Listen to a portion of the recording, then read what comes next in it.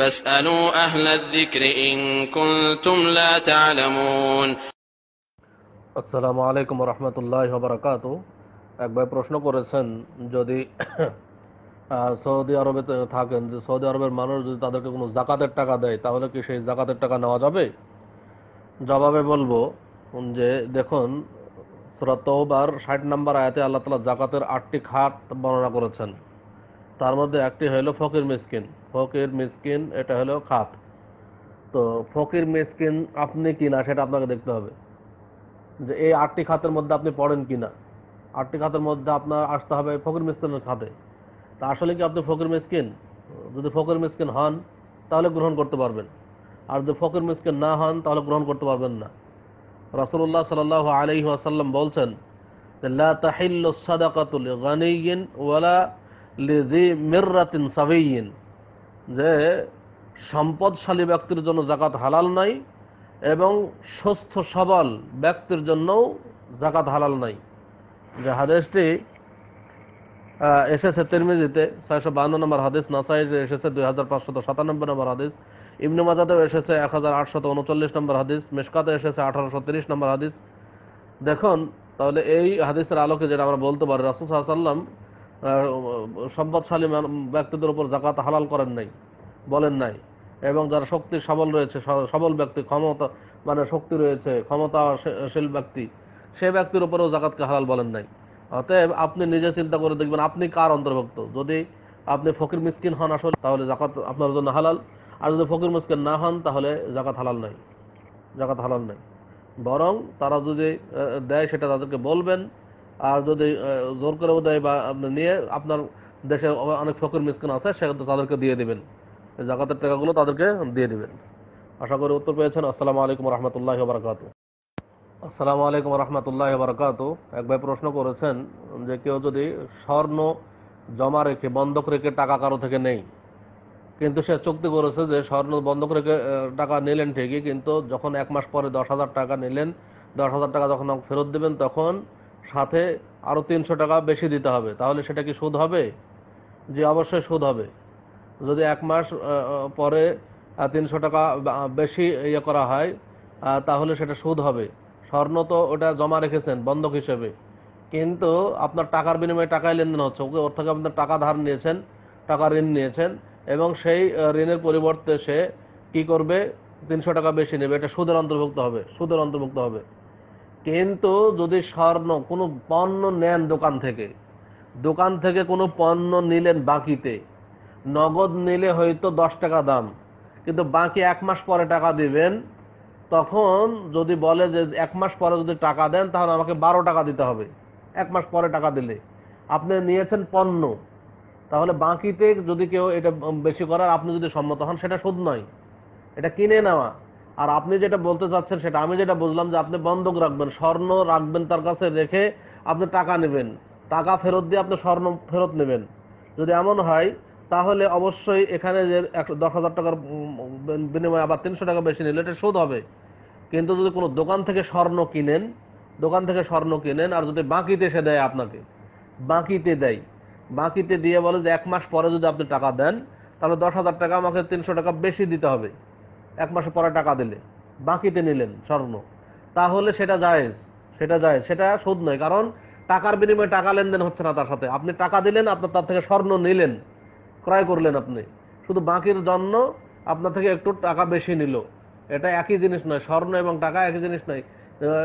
সেহেতু অবশ্যই এক্ষেত্রে পণ্য কিনছেন, পণ্যের ক্ষেত্রে সুদ হবে না। আশা করি উত্তর পেয়েছেন। আসসালামু আলাইকুম রহমতুল্লাহ বারাকাতু। আসসালামু আলাইকুম রহমতুল্লাহ বারাকাতু। এক ভাই প্রশ্ন করেছেন, যদি সৌদি আরবে থাকেন, যে সৌদি আরবের মানুষ যদি তাদেরকে কোনো জাকাতের টাকা দেয় তাহলে কি সেই জাকাতের টাকা নেওয়া যাবে? জবাবে বলবো যে দেখুন, সূরা তওবার ৬০ নম্বর আয়াতে আল্লাহ তাআলা জাকাতের ৮টি খাত বর্ণনা করেছেন। তার মধ্যে একটি হলো ফকির মিসকিন। ফকির মিসকিন এটা হলো খাত। তো ফকির মিসকিন আপনি কিনা সেটা আপনাকে দেখতে হবে, যে এই ৮টি খাতের মধ্যে আপনি পড়েন কিনা। ৮টি খাতের মধ্যে আপনার আসতে হবে ফকির মিসকিনের খাতে। তা আসলে কি আপনি ফকির মিসকিন? যদি ফকির মিসকিন হন তাহলে গ্রহণ করতে পারবেন, আর যদি ফকির মিসকিন না হন তাহলে গ্রহণ করতে পারবেন না। রাসূলুল্লাহ সাল্লাল্লাহু আলাইহি ওয়াসাল্লাম বলছেন যে লা তাহিল্লু সাদাকাতু লিগানিয়্যিন ওয়ালা লিযি মিররাতিন সাবিয়্যিন, যে সম্পদশালী ব্যক্তির জন্য যাকাত হালাল নয় এবং সুস্থ সবল ব্যক্তির জন্যও যাকাত হালাল নয়। যে হাদিসটি এসেছে তিরমিজিতে 652 নম্বর হাদিস, নাসাইতে এসেছে 2597 নম্বর হাদিস, ইবনে মাজাতেও এসেছে 1839 নম্বর হাদিস, মিশকাতে এসেছে 1830 নম্বর হাদিস। দেখুন, তাহলে এই হাদিসের আলোকে যেটা আমরা বলতে পারি, রাসূল সাল্লাল্লাহু আলাইহি ওয়াসাল্লাম সম্পদশালী ব্যক্তিদের উপর যাকাত হালাল করেন নাই, বলেন নাই, এবং যারা শক্তি সবল রয়েছে, সবল ব্যক্তি, ক্ষমতা মানে শক্তি রয়েছে, ক্ষমতাশীল ব্যক্তি, সেই ব্যক্তির উপরেও যাকাতকে হালাল বলেন নাই। অতএব আপনি নিজে চিন্তা করে দেখবেন আপনি কার অন্তর্ভুক্ত। যদি আপনি ফকির মিসকিন হন আসলে, তাহলে যাকাত আপনার জন্য হালাল, আর যদি ফকির মিসকিন না হন তাহলে যাকাত হালাল নাই, যাকাত হালাল নাই। বরং তারা যদি দেয় সেটা তাদেরকে বলবেন, আর যদি জোর করেও দেয় বা আপনি নিয়ে আপনার দেশে অনেক ফকির মিসকিন আছে সেক্ষেত্রে তাদেরকে দিয়ে দিবেন, এই যাকাতের টাকাগুলো তাদেরকে দিয়ে দিবেন। আশা করি উত্তর পেয়েছেন। আসসালামু আলাইকুম রহমতুল্লাহি ওয়া বারাকাতুহু। আসসালামু আলাইকুম রহমতুল্লাহি ওয়া বারাকাতুহু। এক ভাই প্রশ্ন করেছেন যে একটা হাদিস শোনা যায় যে রমাজানের নফল ইবাদত অন্য মাসের ফরজ ইবাদতের সমান নাকি, আর রমাজানের একটি ফরজ ইবাদত অন্য মাসের 70টি ফরজ ইবাদতের সমান নাকি, এই হাদিসটি কি সহি? জবাবে বলবো যে হাদিস রয়েছে, এই হাদিসটি মিশকাতে এসেছে, বাইহাকির হাদিস যেটা মিশকাতে এসেছে 1965 নম্বর হাদিস, কিন্তু হাদিসটি সহি নয়, বরং হাদিসটি মুনকার হাদিস, জয়ীফ হাদিস, যেটা জয়ীফ তারগিব ও তারহিব এসেছে, জয়ীফ তারগিব ও তারহিব 589 নম্বর হাদিস। এই হাদিসটি সহি নয়, এই হাদিস গ্রহণযোগ্য নয়। আশা করি উত্তর পেয়েছেন। আসসালামু আলাইকুম ওয়া রাহমাতুল্লাহি ওয়া বারাকাতুহু। আসসালামু আলাইকুম ওয়া রাহমাতুল্লাহি ওয়া বারাকাতুহু। এক ভাই প্রশ্ন করেছেন যে বেতের সালাত, যে ইমামের সাথে তিনি সালাত আদায় করেন, সেই ইমাম বেতের সালাত আমাদের দেশের পদ্ধতি অনুযায়ী পড়ে, যে পদ্ধতিটি সহি নয়। তো তিনি কি একাকী পড়বেন না জামাতের সাথেই পড়বেন? একাকী পড়লে হবে কি হবে না? জবাবে বলবো, যদি ইমাম সাহেব সহি হাদিস অনুযায়ী সালাত আদায় না করাই, আর এটা তো নফল সালাত, আর বেতের সালাত তো এটা সুন্নাত সালাত বা নফল সালাত, সুন্নাতে মুআক্কাদা, তো এতে তো একাকী পড়া যায়, এতে কোনো সমস্যাই নেই। আপনি একাকী পড়তে পারেন, এতে কোনো সমস্যা নেই, আপনার সালাতের কোনো ক্ষতি হবে না, আপনি একাকী পড়ে নেবেন, সমস্যা নেই ইনশাআল্লাহ। আসসালামু আলাইকুম ওয়া রাহমাতুল্লাহি ওয়া বারাকাতুহু। আসসালামু আলাইকুম ওয়া রাহমাতুল্লাহি ওয়া বারাকাতুহু। এক ভাই প্রশ্ন করেছেন যে কোনো মেয়ে কি কোনো পুরুষের সামনে গজল গাইতে পারে, এটা কি জায়েজ? জবাবে বলবো, ছোট্ট বাচ্চা হলে সমস্যা নেই, যদি একেবারে বাচ্চা হয় তাহলে সমস্যা নেই, কারণ তার দিকে পুরুষ আকৃষ্ট হবে না। কিন্তু এমন বয়সও যদি উপনীত হয় যে বয়সে তার পর্দা করা ফরজ, এমন যদি বয়সে উপনীত হয় যে বয়সে তাকে পর্দা করতে হবে, পর্দা করা তার উপর ফরজ, এই বয়সে অবশ্যই কখনোই সে কোনো পুরুষের সামনে গজল গাইতে পারবে না, কারণ কণ্ঠেও পর্দা করতে হবে। মানুষের কণ্ঠ মানুষকে আকৃষ্ট করার একটা বড় মাধ্যম। যদি সে সুন্দর সুরে গান গায়, গজল গায়, তাহলে অবশ্যই তার কণ্ঠে অনেক পুরুষ আকৃষ্ট হবে। এটা কখনোই জায়েজ হতে পারে না, জায়েজ হবে না যদি পর্দা করার বয়সে হয়।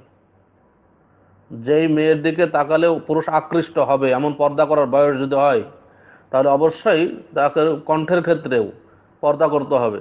সে এমন কিছু করবে না যার কারণে পুরুষ তার দিকে আকৃষ্ট হয়। শুধুমাত্র সে গজল গাইতে পারবে যদি তার বিয়ে হয় স্বামীর সামনে। স্বামীকে আকৃষ্ট করার জন্য সে করতে পারে, এতে কোনো সমস্যা নেই, কিন্তু অবশ্যই সে অন্য কোনো পুরুষের সামনে গজল গাইতে পারবে না। একবার বাচ্চা হলে সমস্যা নেই। আশা করি উত্তর পেয়েছেন। আসসালামু আলাইকুম রহমতুল্লাহি ওয়া বারাকাতুহু। আসসালামু আলাইকুম রহমতুল্লাহি ওয়া বারাকাতুহু। এক ভাই প্রশ্ন করেছেন যে তিনি দেখেছেন যে তারাবির সালাত একজন ইমামকে দেখেছেন যে দেখে দেখে কোরআন হাতে নিয়ে দেখে দেখে সালাত আদায় করাই, দেখে দেখে পড়ে, দেখে দেখে পড়ে সালাত আদায় করা, এটা কি শরীয়ত সম্মত? জবাবে বলবো যে দেখুন, সালাত সহিহ হওয়ার জন্য কেরাত করা শর্ত। সূরা ফাতিহা পড়তে হবে, তার সাথে কোরআন থেকে যা সহজ, যতটুকু সহজ ততটুকু পড়তে হবে, কিন্তু মুখস্থ পড়তে হবে এটা শর্ত নয়। অবশ্যই সালাতের মধ্যে কোরআন মুখস্থ পড়াটা উত্তম, ভালো, কিন্তু কেউ যদি দেখে পড়ে তাহলে সেটা নাজায়েজ নয়, সেটা নাজায়েজ নয়। দেখে পড়া জায়েজ, দেখে পড়া নাজায়েজ নয়, এতে কোনো সমস্যা নেই, সালাতের কোনো সমস্যা নেই। কেউ যদি সালাতের মধ্যে কোরআন হাতে নিয়ে দেখে পড়ে, এতে সালাতের কোনো ক্ষতি নেই, এটা জায়েজ আছে, এতে কোনো সমস্যা নেই। আশা করি উত্তর পেয়েছেন। আসসালামু আলাইকুম রহমতুল্লাহি ওয়া বারাকাতুহু।